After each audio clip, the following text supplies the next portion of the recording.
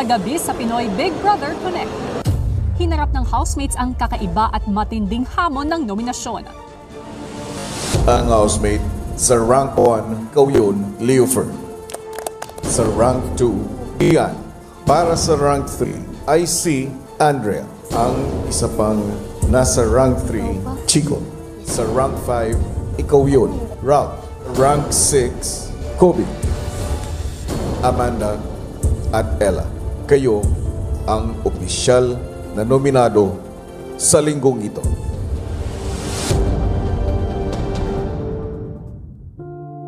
Matapos ang nangyaring ranking nomination, ang housemates dinamayan ang isa't isa. Congrats, guys! Congrats, guys! Congratulations! Deserving naman talaga tayo manitili pa dito sa bahay ni Kuya, pero may process. Alam natin yan. Pero dapat nating itatak sa ating mga isipan na mahal natin ng isa't isa. Di ba? Yes. Di ba? Tayo lang. Ano ba yan? Tips ko naman ito. One team, one love, one family pa rin. PBB Connect! Season 9! Ang naging emosyonal na si Ralph, dinamayan ng mga kaibigan na sina Andrea, Gian at Kobe. Deserved it, Ralph. Yeah, thank you. Deserved it, Gian. Definitely. Actually, lahat naman talaga tayo. Kasi Everyone deserves it. hirap lang talaga. Good job, guys. Ang sabi mo. Sabi ko, kasi sinabi ni Kuya, bakit daw tayo nandito? Alalahanin niyo daw, bakit tayo pumasok dito? Naalala ko lang kung bakit nga ako. Naalala ko nga lang bakit ako sumali. Parang natabunan, tapos nung sinabi ni Kuya, naalala ko lang lahat. Kung ano yung mga pinagdaanan ko bago makarating dito. Kung ano yung mga bagay na pinagdaanan ko muna bago makuha. Ang dami kong iniwan para dito. Kaya nagising na ako sa sinabi ni Kuya. Saya ako, naligtas ako. You deserve it, Ralph. Deserve it. Thank you. Everyone deserves it. Lahat naman deserve. Kaso ang hirap nga lang. Hindi ko expect na may ganitong ganap. Pwede lang lahat safe na. Habang sa kabilang side ng pool area, ang rank 1 na si Leofer. Kinausap naman ang mga naging nominado na sina Amanda at Ella.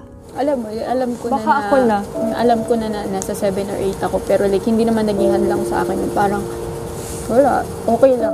Normal lang naman po, Kuya, na minsan maging handa ka sa kung ikaw na po ilalabas. Minsan nababanggit ko po na parang ready na po ako lumabas. Nung nakikita ko na po, Kuya, na kokonti na lang po kami, parang dito ko po masasabi na hindi talaga po ako handa pang umalis po dito. Hindi po, Kuya, naging hadlang sa akin yung rank 8 po. Parang wala po sa akin yan. Hindi ko po iniisip na nominado po ako. Ang goal ko pa din po, Kuya, is ipakita ko pa din po ngayong linggo na to na deserve pa din po ako magstay dito.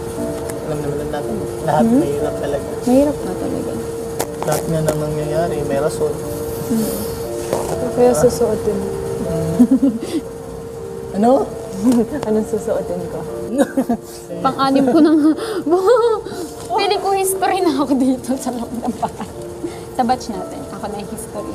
Di ba sabi nga natin, hindi naman natin mapiplease lahat ng tao na gusto nyo tayo dito sa loob ng bahay. Ang pagkakamali ko lang talaga dito sa loob ng bahay is nung una pa lang, sana nakipag-connect na talaga ako. Nung parang nakipag-close ako. Kasi nung una, natatakot ako ma-attach sa mga tao dito sa loob ng bahay. Kasi nga, once na na-attach ako, nagbe-breakdown ako. Kaya ngayon, ito yung consequence sa akin na hindi ako nakapag-connect. Pero okay lang. Pero kung anong mangyari, I'm happy na umabot ako dito sa point na parang nakalagpas ako ng kalahati. First time ko, oh my gosh. Ngayon po na first time ko po maging nominado, gagalingan ko po lalo. Kapag nahirapan po ako, itatry ko po na hindi po isipin yun kasi napakalaking blessing po at opportunity na maging housemate po dito. Kaya hindi ko po sasayang yung bawat araw po na nandito ako. So happy for you. At least hindi ka baba ng rank. Yeah, grabe. Ang galing mo. Sobrang nakakataba po ng puso po, Kuya, kasi pinili po ako ng mga housemates na maging una po sa ranking po, Kuya. Hindi ko in-expect na naman ako. Siguro po, Kuya, na-appreciate po nila yung mga ginagawa ko po dito sa bahay po, Kuya. Never ka pa na-nominate? Hindi pa. Lagi nilang sinasabi po kuya ako po yung nagpre-prepare ng mga pagkain po nila kuya. Hindi ko po in-expect kuya na lahat ng mga ginagawa ko dito kuya, mga diskarte na sa tingin nila diskarte po talaga kuya. Iniisip nila, inaalala po nila yung lahat ng mga ginagawa ko sa taas po, paghahanda po ng pagkain. Sa labas ba ng bahay, ganito ka rin? Sa labas po ng bahay po kuya, meron po kuya. Marami po. Pagiging madiskarte po kuya, nakuha ko po talaga to kay nanay po kuya. Siya po yung tunay na madiskarte po. Tumutulong lang po ako sa kanya kuya. Naglalako ng prutas, tapos on call po ako sa isang restaurant po kuya. Catering po. Nakatutok po ako sa amin po kuya Pag nagtatanim na po kuya. Nag-harvest na po ng palayan po kuya. Natutuwa ako sa mga nadidinig ko mula sa iyo. Kung ano man yung mga karanasan mo sa labas ng aking bahay, ito pa ang naging daan para mapatunayan sa mga kasama mo yung katangian mo para mailagay kanila sa unang pwesto. Nagpapasalamat din po ako sa kanila po kuya.